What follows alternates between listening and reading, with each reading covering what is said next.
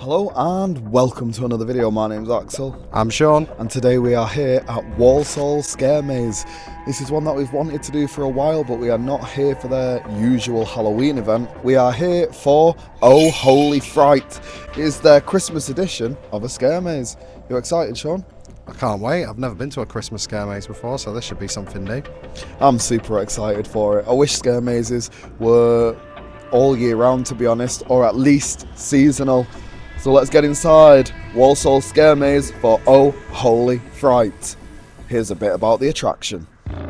After Amelia's demise in 1893, the Birchells family spent one last Christmas in the house.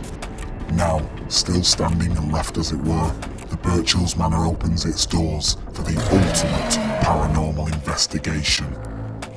You are invited to join the Shadow Seekers and their team to uncover any further information about Amelia Birchell. But beware, Amelia's vengeful toys are now said to be roaming the estate and won't take kindly to your visit. Officially the UK's best out-of-season scare experience, Christmasacre returns for 2024 in Oh Holy Fright. Alright, and we have come out of Walsall Scare Maze.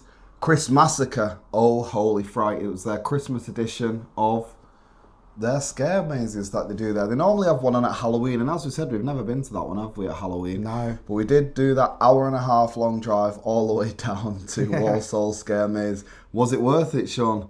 I absolutely loved it. It was definitely worth it. I think it's convinced me to actually go during the Halloween season. I really want to see what they do during the Halloween season. It's a really, really unique attraction. It's a scare maze that's part of like a pub. So like you've got a pub and it's got a scare maze attached to it. It's a bit like, if I had to compare it, it's like Passage del Terror. Do you know what I mean in terms of like the way it's... Yeah, it's just a one attraction. Yeah. There's no other mazes. Even when they do offer their Halloween offering, they don't have multiple mazes. It is just the one main maze that you would buy for your ticket. They do also have a separate experience, the Enola experience, which we didn't do this time. We might seek to do that in the future if we are brave enough. But we just wanted to go for the specific Christmas event this time. And that's what we are focusing on. The Christmasacre, Oh Holy Fright. Yeah, it was really, really unique. Obviously, there's not a lot of horror-themed Christmas mazes going on around this time of year, and it's something that when we found out about it, we were like, we have to go. We just have to go. And this is the thing. Yeah.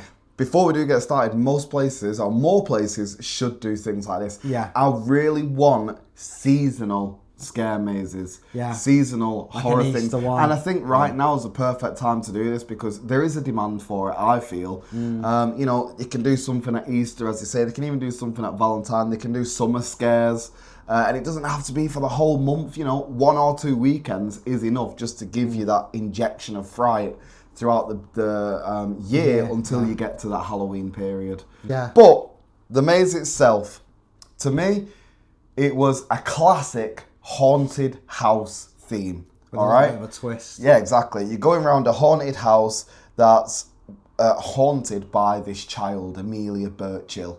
There was a tragedy within there, but the twist of the story was that you're going in with the Shadow Seekers, this paranormal investigation team, and you're going to be live streamed as you do this investigation, which was great for us because obviously if you've been watching our channel or if you don't know, then we've been getting into a lot of paranormal investigations. So it was like right up our street. Yeah, it was right up our street. It was a really intriguing storyline for us, and I love that twist. That's the main standout for me. Having that base, you know, haunted house theme that you would normally get, but switching it up and adding that paranormal investigation team to it just added another dimension, another level to the story and really made it interesting. Because as you did go through scenes in the maze, you'd experience a bit of the paranormal investigators, you'd go through the house and work your way through it, and then you'd find one of the paranormal investigators again and they'd be like, come in here, what have you found, what have you experienced? something else would start happening again. And I loved that touch to it. I thought the story was great, and it was strong from start to finish. The whole experience was like 20-25 minutes, and the story never died down. It was always progressing and interesting the whole way for me. I think as well, one of the things that I found quite good was there was a linear, like the story wasn't like just a side piece. Like when you go through a lot of mazes, the story isn't that important. And it sort of gets pushed more to of a the theme, side. isn't it? Yeah. Whereas this one, it clearly told the story of Amelia. What was her name? Birchill. Amelia Birchill, and it did remind me a little bit of the Curse of Alton Manor at Alton Towers. I said it as soon as well. The voiceover, the audio of the girl sounded like Emily Alton, is it? Yeah, the Curse of Alton Manor. It sounded like Emily Alton at Alton Towers, and that was the first thing that came in my head. And then I kind of forgot about that because I got into the story. But then halfway round, the toys start coming to life, and it came back to me, and I was like, if they was to make a scare maze of the Curse of Alton Manor, this is it. This is it. This is how they should do it anyway. Yeah, with the paranormal investigation twist as well, but that was it. Yeah, like there's slight differences, but there's a lot of parallels, and it was just like, oh my god, this is like so good, because we love the Curse of Alton Manor, so it was another little niche that it ticked on the box. Love Curse of Alton Manor, bit like that. Love paranormal investigations, it's a bit like that. Love horror mazes, a lot of that. So let's get into what made this horror maze so special, this Christmas horror maze so special for us. I really enjoyed the length of it. It was a 25-minute scare maze, and a lot of scare mazes you go through, me and Axel talks about this, and on average they're about 4 to 5 minutes long. Would you agree with that? Yeah, if you've got a premiere one, it's like 7 minutes. Yeah, but still, on average, it's like 4 or 5 minutes. 4 or 5 minutes long. So you're going through it for like 25 minutes. So it is about 5 mazes worth of time that you're in there. Yeah. So it's, in terms of like getting your money's worth and stuff like that, you know, if you go to a scare attraction with 5 mazes, you're paying about 30 quid, which is similar to what we paid for this. It was 20 £20 each. With booking fee, it comes to like 22. Oh, right, okay. So it was £22 each. So right there, you're getting your money's worth. And I have to say, in terms of like the level of the scare attraction itself, like the jump scares, the set, the props, the actors, the production value, everything was a 10 out of 10 in my books. It was absolutely brilliant. You did come out of it saying that's the best maze I've ever done. It's like the best singular maze itself. Yeah. Never mind event. But let's just go through it bit by bit. Let's take like a couple of minutes. As I say, the first thing that stood out for me was the story of it all. I absolutely loved that. It was strong from start to finish. Next was special effects. Special effects brilliant. In there was... From the get-go, and so much unexpected effects. Like, I don't want to ruin so much for people, because the finale itself was fun and so unexpected. People were screaming, nearly crying, shocked. It was something that I've only ever seen it done once before at another scare maze. Yeah. And it was on a smaller scale. This was on such a big scale. It's so unexpected. When you walk in the room, you kind of think something's going to happen here, because you're locked in. There's nowhere to go. Yeah. But it was great. The special effects was phenomenal. They had smoke, mist, bubble bath at one point. I saw a bubble bath in there in one of the rooms. Lights. Even the actors was using lights to jump out, which I found great. Yeah, I have to say the use of darkness, strobes and lights in there was some of the best I've ever seen it done. I was at the front for a lot of it, for the first half, and then they rearranged us, which I liked, because I love that at stop-off points where they're like, right, they look at you as, right, you're going first now. So especially when it's a 20-minute long maze. Yeah, you want to mix it up throughout. Yeah. I loved that. But when I was at the front, I was like trying to see where I was going, and I was feeling my way, and you could sort of see what was in front of you. And a lot of times, like, there were people just crouched down in front of me, and like, I recognised there was something there, but my brain didn't say that's a human. Yeah. And then they would just boom, jump out, and I would absolutely jump backwards. Like, I screamed so much, and there was just so much like tight corners. It was so claustrophobic. It was claustrophobic. The actors had brilliant places where they hid. There was so many places for him to hide. The maze is constructed so well.